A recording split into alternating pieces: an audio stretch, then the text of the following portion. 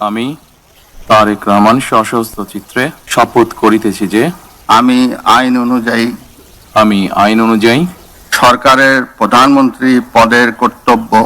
সরকারের প্রধানমন্ত্রী পদের কর্তব্য বিশ্বস্ততার সহিত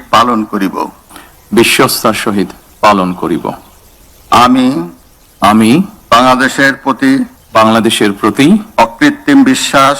অকৃত্রিম বিশ্বাস ও আনুগত্য পোষণ করিব। আমি সংবিধানের রক্ষণ সমর্থন ও নিরাপত্তা বিধান করিব। আমি ভীতি বা অনুগ্রহ অনুরাগ বা বিরাগের বশবর্তী না হইয়া সকলের প্রতি আইন অনুযায়ী যথাবিহিত আচরণ করিব। এবার মাননীয় প্রধানমন্ত্রীর গোপনীয়তার শপথ পাঠ পরিচালনা করার জন্য রাষ্ট্রপতি মহোদয়কে বিনীত অনুরোধ জানাচ্ছি। আমি তারেক রহমান সশস্ত্র চিত্রে শপথ করিতেছি যে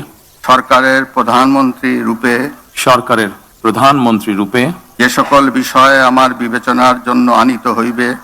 সকল বিষয় আমার বিবেচনার জন্য আনিত হইবে বা যে সকল বিষয় আমি অবগত হইব তাহা প্রধানমন্ত্রী রূপে যথাযথভাবে